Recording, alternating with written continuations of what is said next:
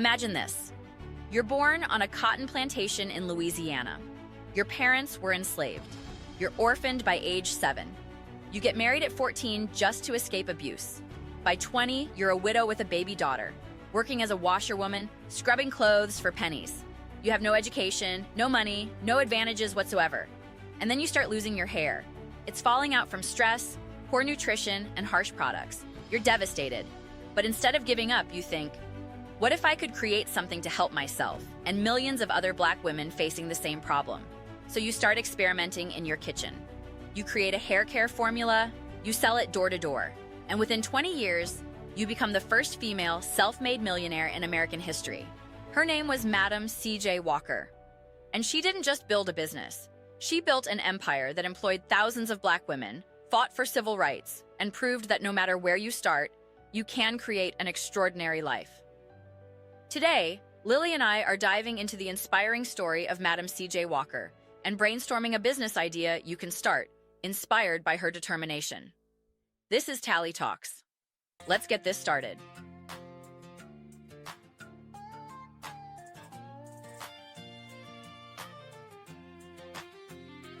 She's got a mind, she's got a spark, lighting up dreams from dawn to dark. Tallie Talks, yeah, she's the voice, asking the questions, making the choice. Young hustlers rising, stories to tell, big ideas where passions dwell. Pull up a chair, grab your seat, let's talk the hustle, let's feel the beat. Tallie Talks, yeah, Tallie Talks, turning whispers into walks, dreaming big, take the shot. This is the place where dreams get called. Tallie Talks, oh, Tallie Talks, Tallie Talks. Ooh, yeah. Hey everyone! Welcome back to Season 2 of Tallie Talks. I'm Tallie Pennyworth, and we are 12 episodes into this incredible season. Last week, we talked about Jeff Bezos, the man who quit his Wall Street job to start Amazon in a garage and built it into one of the most valuable companies in the world. And we learned to think long-term, obsess over customers, and embrace failure as part of innovation. So Lily, welcome back. Thanks, Tallie. I'm really excited about today's episode because Madam C.J. Walker's story is one of the most inspiring and important in American history. I agree. She overcame obstacles that most people can't even imagine. Exactly. And she didn't just succeed for herself, she lifted up an entire community of Black women during a time when they had very few opportunities. Okay, quick question before we dive in. Have you ever had a problem that you wished someone would just invent a solution for? Oh, all the time.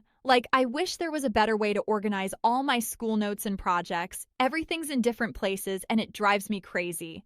Yes. For me, it's finding matching socks. I swear they disappear in the laundry. Someone needs to invent socks that never get lost. Ha!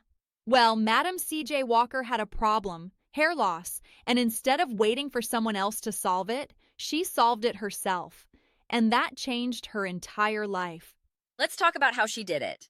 So, Madam C.J. Walker was born Sarah Breedlove in 1867 on a cotton plantation in Louisiana. Her parents, Owen and Minerva Breedlove, had been enslaved. Sarah was their first child born into freedom after the Civil War. So she was literally the first generation born free in her family. Exactly. But freedom didn't mean opportunity. Sarah's family was desperately poor. They worked as sharecroppers, which meant they farmed land but gave most of the crops to the landowner. When Sarah was 7, both of her parents died, probably from yellow fever. She was orphaned. 7 years old and orphaned. That's heartbreaking. It is. Sarah went to live with her older sister and her sister's abusive husband. To escape that situation, Sarah got married when she was just 14 years old to a man named Moses McWilliams. 14? That's so young. It was common back then, especially for girls trying to escape bad situations. Sarah had a daughter, Lelia, when she was 18, but then Moses died when Sarah was 20. So now she's a young widow with a baby and no way to support herself. Oh my gosh, that's so much hardship. It was. Sarah moved to St. Louis, where her brothers worked as barbers. She got a job as a washerwoman, washing other people's clothes for about $1 a day. She worked back-breaking hours, scrubbing clothes on a washboard just to survive. And this is when she started having problems with her hair? Yes, the stress, poor diet, and harsh products available at the time caused Sarah's hair to fall out, and there were no good hair care products for Black women. Sarah was devastated. Your hair is such a big part of how you feel about yourself. So she had this problem, and there was no solution available. Exactly. So Sarah started experimenting. She tried different ingredients, different mixtures. And according to her, she had a dream where a formula was revealed to her. Whether that's literally true or just a story, Sarah created a hair care formula that worked. Okay, so she creates this formula. What happens next? Sarah starts selling it door to door. She goes to Black churches, community centers, anywhere Black women gather, and she demonstrates her products. She says, "Look at my hair. It was falling out, and now it's healthy and growing. This can work for you too." So she's using herself as proof. Exactly. And it worked. Women bought her products. But Sarah was smart. She didn't just sell products. She taught women a whole hair care system. She called it the Walker system. It included washing, conditioning, and using her special formula. She was educating customers, not just selling to them. Right. In 1906, Sarah married Charles Joseph Walker, a newspaper sales agent who helped her with marketing. She started going by the name Madam C.J. Walker. The Madam made her sound sophisticated and professional. So she created a brand identity? Exactly. And she was brilliant at marketing. She put her picture on all her products. She traveled around the South selling her products and training other women to become sales agents. She basically invented multi-level marketing, but in a good way, where women actually made money and built businesses. So she was creating jobs for other Black women. Yes. At a time when Black women had almost no economic opportunities, they could be maids, laundresses, or field workers, Madam Walker was creating a way for them to own their own businesses and earn real money. It was revolutionary. That's amazing. And Madam Walker kept growing. In 1910, she moved to Indianapolis and built a factory to manufacture her products. She trained thousands of women, called Walker agents, to sell her products across America, the Caribbean, and Central America. So how successful did she become? Incredibly successful. By 1917, Madam C.J. Walker was the wealthiest self-made woman in America, and probably the first female self-made millionaire. She was making the equivalent of tens of millions of dollars in today's money. From someone who started with nothing. From washing clothes for $1 a day to being a millionaire. It's one of the most incredible rags to riches stories in American history, and she used her wealth generously. Come va? She donated to Black schools and colleges, including the NAACP, which fought for civil rights. She funded scholarships. She supported Black artists and musicians during the Harlem Renaissance. She even built a beautiful mansion in New York that became a gathering place for Black intellectuals and activists. So she gave back to her community. Absolutely, and she spoke out about issues that mattered. She lobbied President Wilson to make lynching a federal crime. She advocated for women's rights and Black economic empowerment.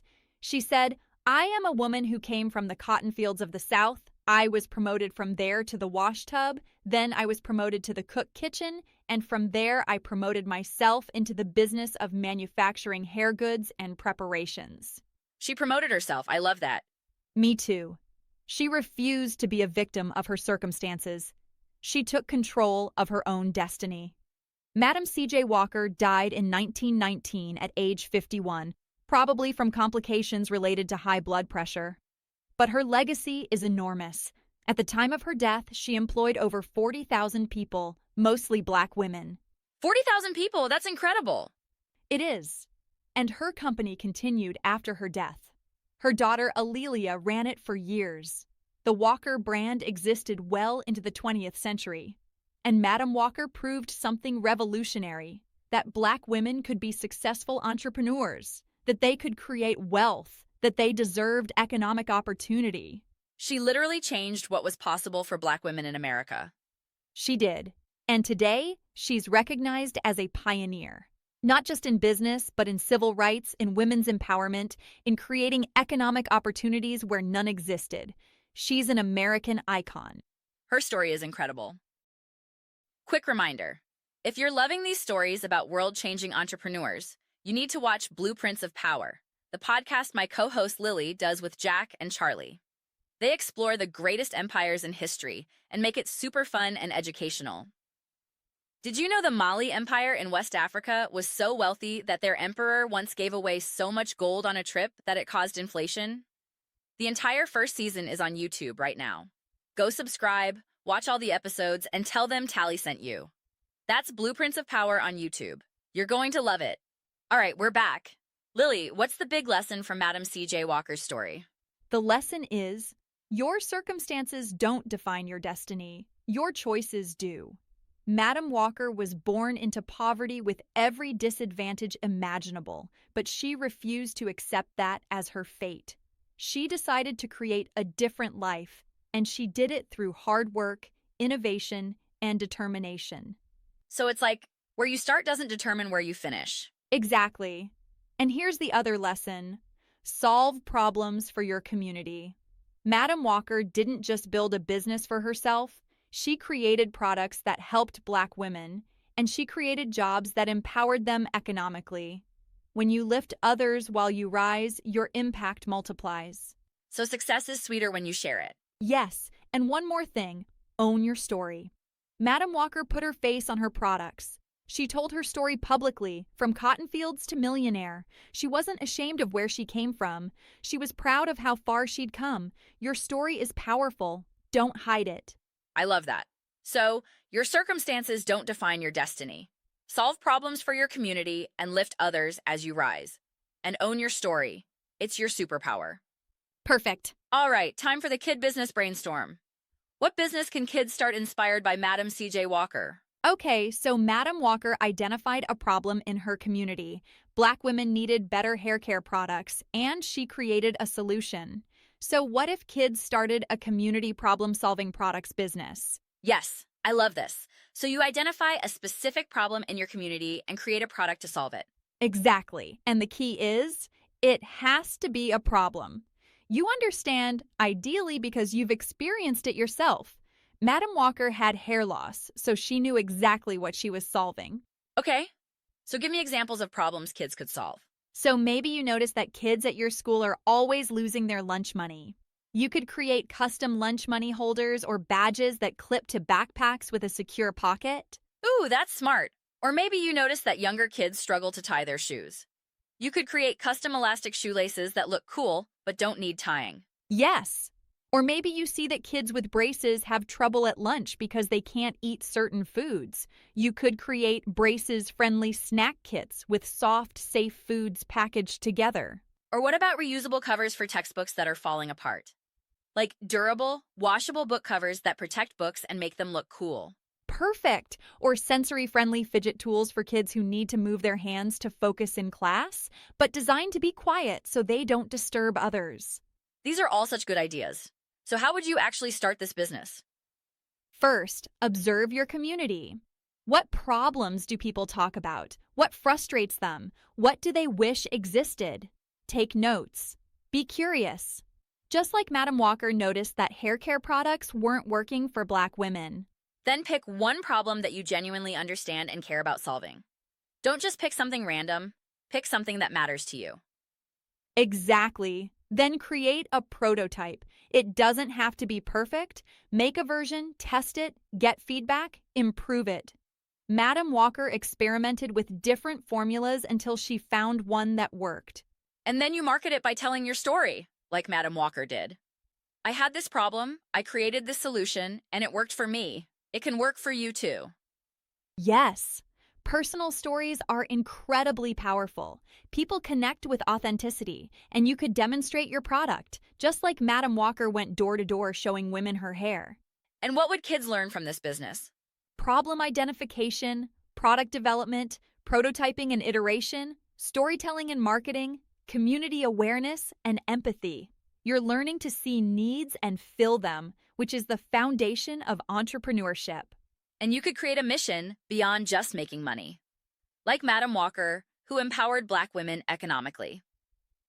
Maybe your mission is helping kids with braces enjoy lunchtime, or making learning accessible for kids with sensory needs.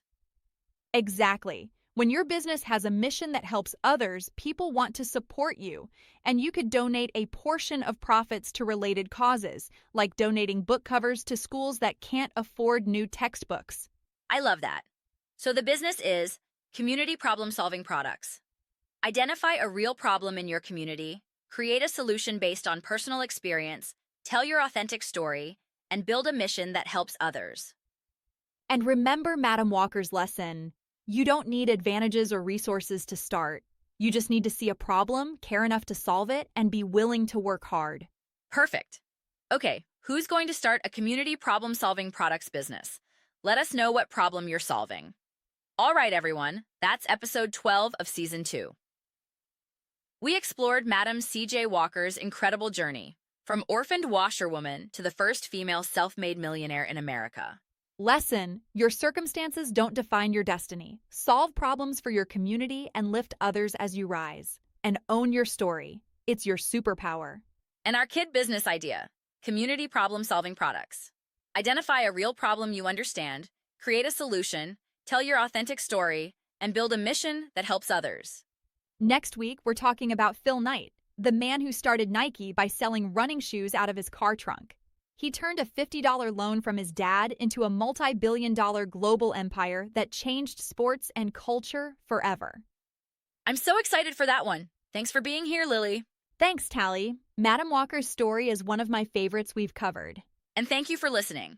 If you loved this episode, share it with someone who needs to hear this story. Rate us, review us, and send us your business ideas. We love hearing from you. Because you have the power to change your circumstances and lift others while you rise. See you next time on Tallie Talks. Peace out.